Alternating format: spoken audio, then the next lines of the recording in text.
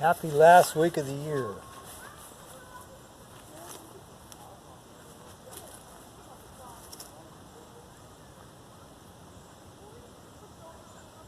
So, I got to thinking about speed this week.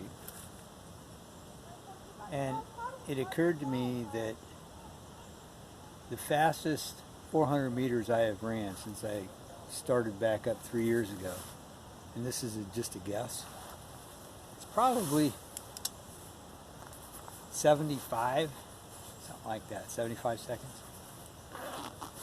And I realized just how freaking slow that is.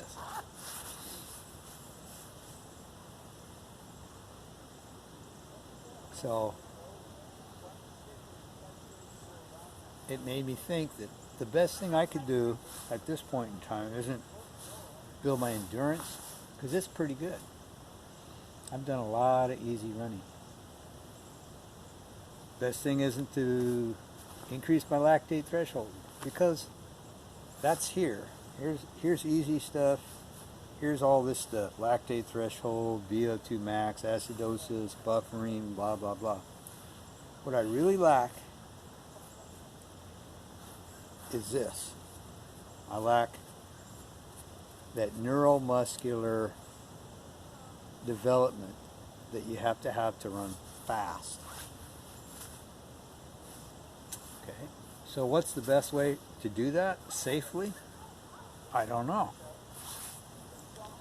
I'm not going to go do a bunch of squats and, I'm not going to work my muscles like that.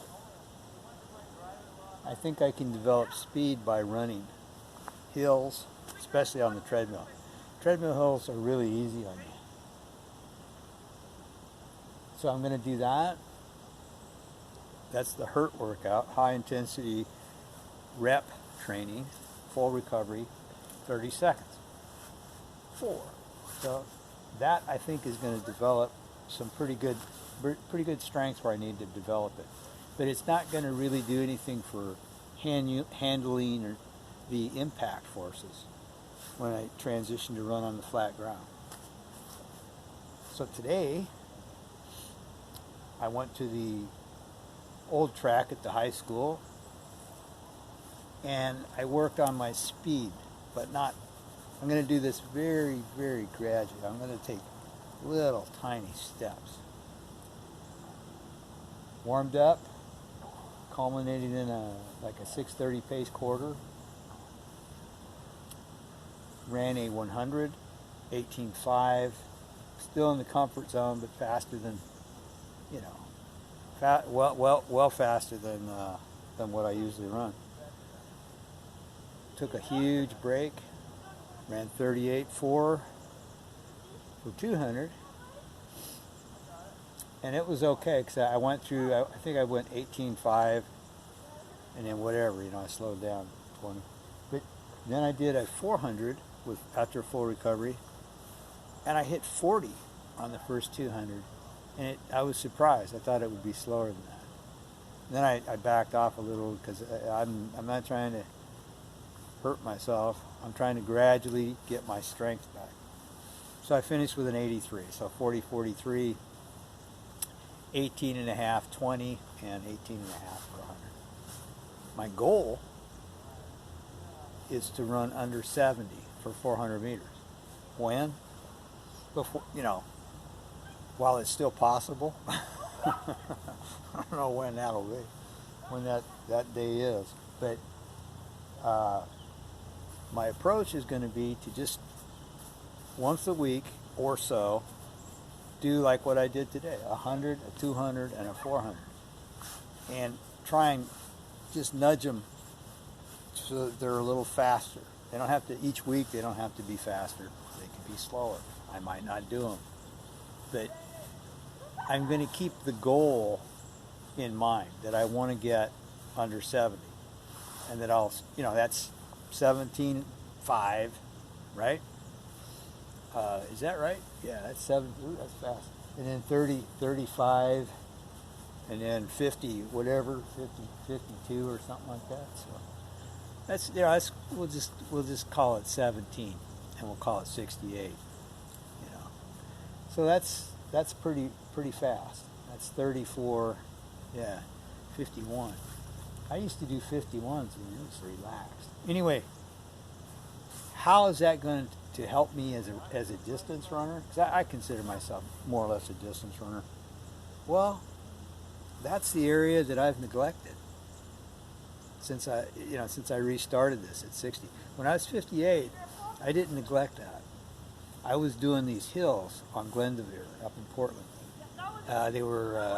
They started about mid 60s, and eventually I got them down to low 50s.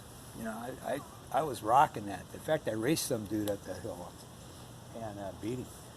So it felt really good at that time when I did that, and I just kind of forgot about it. And I don't have that kind of snap. I don't have that kind of pop in my legs. Is it possible to get that back? Have my legs atrophied? Not just legs. Muscle, tendon, ligament, joint. Will they hold up to that kind of training? Well, I think they will if I go easy enough at it. When I combine the HERT training on the treadmill hill with what I'm doing right now, and possibly I'll add something else. I might do some stuff out here on these hills. But what I don't want to do, what I absolutely don't want to do, is start training like a distance runner on this stuff. I'm not going to be working on my acidosis. I'm not going to be out there with anything that taxes my cardiovascular system, or you know what I'm talking about. Because I think that ultimately that you get that short-term goal of getting faster, and you enjoy that, but long-term I don't think it's that good for you.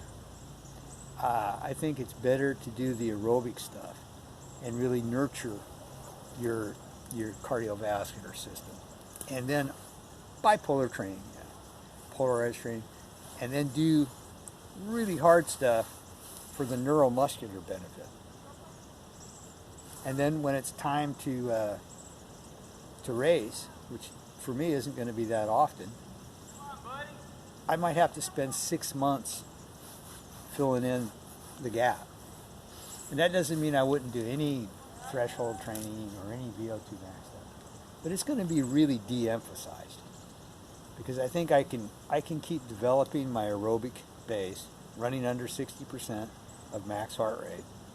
I know a lot of people think it's absolutely stupid, but for me it works. But what I also want to add, though, is this fast stuff, which is, I think, will give me a better ability to handle what I call the worst.